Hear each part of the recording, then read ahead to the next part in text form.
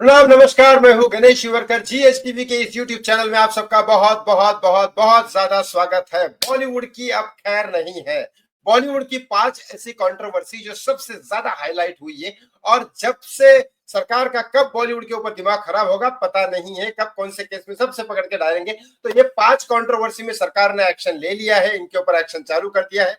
अब ये कभी भी किसी भी वक्त किसी भी घंटे में अरेस्ट होने की खबर आपको आ सकती है। बिल्कुल सरकार ने काम चालू कर दिया। तो ऐसी कौन सी 5 कंट्रोवर्सी वाली खबरें हैं मैं आपको बताने वाला हूं इस वीडियो में। ऐसी खतरनाक खबरें हैं भाई साहब, क्योंकि ये टॉप कंट्रोवर्सी वाली है। पूरे बॉलीवुड के ऐसे 5 लोग हैं जिन्होंने इतनी ज्यादा कंट्रोवर्सी कर दी। हाँ, उसमें सुशांत सिंह राजपूत का रिया चक्रवर्ती का नाम है, क्योंकि रिया चक्रवर्ती ने जितना भी किया सुशांत के साथ अत्याचार, वो सारा चीजें आएगी और वो चीज वापस से उठ के रिया कभी भी अरेस्ट हो सकती है। सब कुछ बताऊंगा एक एक करके। बस हाथ जोड़ के एक रिक्वेस्ट जरूर करता हूँ, प्लीज सारे चैनल को सब्सक्राइब करते हो, मेरा भी कर दो। मैं भी सच बोलता हूँ, आपके सामने सच लेके आता हूँ, बिना डरे लेके आता हूँ। तो प्लीज सब्सक्राइब कर ही दो और लाइक और शेयर करना ना भूलो। वीडियो अगर अच्छा लगा तो लाइक और शेयर जरूर करिएगा, लोगों तक बताइएगा। सच्चाई जरूर पता लगनी चाहिए। सबसे पहले आपको पता है 2020 में जवाहरलाल नेहरू के वहां पे कॉलेज में लड़कियों ने लड़के लड़कियों ने प्रोटेस्ट किया था कश्मीर में। तो वहां पे जेएनयू में दीपिका पादुकोण उन सारे स्टूडेंट्स को प्रोटेस्ट के लिए सपोर्ट करने गई थी, जो बहुत बड़ा मुद्दा बन गया था, पॉलिटिकल मुद्दा बन गया था। और इस मुद्दे को लेके बहुत सारे लोगों ने, दीपिका पादुकोण की पिक्चर आ रही थी छपाक, उसको बॉयकॉट करके छपाक को डाउन करके फ्लॉप कर दिया था। और वैसे ही दूसरी तरफ कुछ लोग दीपिका को सपोर्ट भी कर रहे थे, और कुछ लोग ये भी कह रहे थे कि पब्लिसिटी स्टंट है। तो अब वो सपोर्ट को लेके भी किसी ने एफआईआर कर दिया, किसी एक आदमी ने। ये बिल्कुल अलग आदमी है, किसी ने उसके ऊपर एफआईआर कर दिया कि भाई ये कैसे कर सकती है, क्या कर सकती है उसके ऊपर, दीपिका के ऊपर। अब दीपिका का एनसीबी का केस तो चल रहा था, वो कोर्ट में उसका वो लॉयर संभाल रहा है, ये एक अलग केस। ये पहली कंट्रोवर्सी बॉलीवुड की सबसे ज्यादा हाईलाइट हुई थी। दूसरी कंट्रोवर्सी सलमान खान। कंट्रोवर्सी का नाम और सलमान खान का नाम हो, ऐसा सलमान खान का नाम ना हो ऐसा तो हो नहीं सकता। सलमान खान का हिट एंड रन केस आपको बहुत अच्छे से पता है। सलमान खान कह रहे हैं कि मैं वो गाड़ी में था ही नहीं। सलमान खान का ड्राइवर कह रहा है गाड़ी मैं चला रहा था, सलमान खान बाजी में था। लेकिन सब तीनों के स्टेटमेंट अलग है। और कोई आदमी बोल रहा था कि भाई ड्राइवर गाड़ी चला रहा था, सलमान खान था ही नहीं। तो कोई बोल रहा है ड्राइवर सलमान खान गाड़ी में था, और कोई बोल रहा है ड्राइवर था ही नहीं, कोई और ही चला रहा था। अब बात यह है कि ड्राइवर ने तो अपने ऊपर ले लिया, ड्राइवर को बहुत सारे पैसे दिए होंगे कि भाई तू अपने ऊपर इल्जाम ले ले, सलमान को बचा ले। लेकिन ये चीज केस सॉल्व हो ही नहीं रहा। केस पे डेट पे डेट, डेट पे डेट, डेट पे डेट चला जा रहा है। एक बेचारा गवाह था जिसको बहुत ही गंदी तरीके से मारा गया है, स्लो पॉइजन दिया, क्या दिया पता नहीं, वो बहुत सूख सूख के मर गया बेचारा। अब बाकी के पुलिस वाले, कई सारे पुलिस वालों को मैं मिला हूं कि मैंने खुद सलमान को गाड़ी से नीचे उतरते हुए देखा जब एक्सीडेंट हुआ तब। ऐसा पुलिस वाला कह रहा है, मैं तो था नहीं वो उस टाइम। लेकिन बाकी पुलिस वालों ने मुझे ऐसा बोला है। फिर भी ये केस डेट पे डेट, डेट पे डेट, डेट पे डेट चल रहा है। एक केस उठने का चांसेस था उस समय जब मोदी जी ने बोला था कि आप पतंग उड़ाने आओ, जब मोदी जी प्रधानमंत्री नहीं थे, लेकिन पहली बार प्रधानमंत्री के लिए खड़े हुए थे। अब मोदी जी ने बोला कि सलमान खान आ, सलमान आ तू मेरे साथ पतंग उड़ा, बीजेपी का प्रमोशन कर। तो सलमान ने मना किया, तो न्यूज चैनल पे इमीडिएटली आधे घंटे में न्यूज चालू हो गई कि सलमान खान की हिट एंड रन केस वाली फाइल मिल गई। अब वो फाइल मिली तो अचानक सलमान खान ने फोन किया कि मैं आता हूँ मोदी जी पतंग उड़ाने से। पिक्चर डूबी तो डूबी, मैं जिंदा तो रहूं, कोर्ट जेल के बाहर तो रहूं। तो ऐसे ही करते करते आप बता, वो हवालदार जिसके पास वो फाइल थी, वो हवालदार तब से गायब है, फाइल फिर गायब होगी। अब पता नहीं वो हवालदार का क्या हुआ, लेकिन मोदी जी के साथ सलमान खान ने पतंग उड़ाई। तब से ये केस चल ही रहा था। लेकिन अभी अचानक जो आदमी मारा गया उसके आदमी के थ्रू किसी और ने इस केस के ऊपर वापस से कोर्ट की कार्रवाई चालू कर दी। अब वो जो कोर्ट की कार्रवाई चल रही है वो तो चल रही है, और केस की कोर्ट की कार्रवाई चालू होगी। और मुझे लगता है इस बार, क्योंकि सलमान खान के पास अब पावर नहीं, और मैंने कई बार कहा है जिसके पास पावर नहीं होती उसको मुंह उठा के ऐसे अंदर कर देती है सरकार। कोई भी सरकार हो, उसका राज, पॉलिटिशियन का काम ही ये है। जब इससे इसको पूरा चूस लिया, अब इसके पास कुछ भी नहीं है निकालने के लिए, तो उसको डाल दो अंदर जेल के। यही होता है पॉलिटिक्स का। तीसरी कंट्रोवर्सी, यस, शाहरुख खान भी कंट्रोवर्सी में आते हैं भैया। आपको पता है वानखेड़े स्टेडियम में किसी इंसान ने मां बहन की गाली दी थी। अब शाहरुख खान के बच्चे वहां पे थे, ऐसा शाहरुख खान का कहना है कि मेरे बच्चे वहां पे थे और ये माँ बहन की गाली दिया जा रहा है। मैंने उसको एक बार समझाया, 2 बार समझाया, बाद में उसको पीट दिया।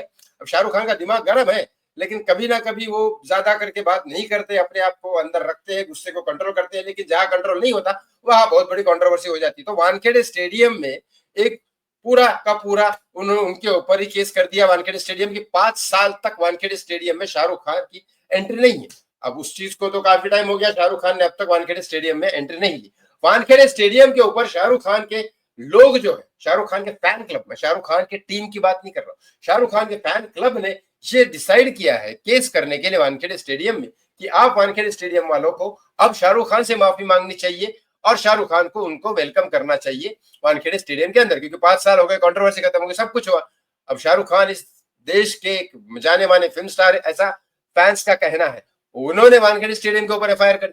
अब शाहरुख खान को तो अरेस्ट नहीं होगा, लेकिन वो स्टेडियम वाले भी अरेस्ट नहीं होंगे, केस चलता रहेगा और ऐसे खत्म हो जाएगा, इसके इसमें कोई दम नहीं है। अब चौथी कंट्रोवर्सी, कंगना रनावत कंट्रोवर्सी में ना हो, ऐसा तो हो नहीं सकता। तो कंगना रनावत और ऋतिक रोशन का अफेयर था, क्रिश 2 के टाइम पे चल रहा था, अफेयर चल रहा था। बाद में ऋतिक रोशन कब तक चलेगा कंगना के साथ, और कंगना के साथ कौन सा आदमी टिक सकता है, मतलब आप समझ रहे हो।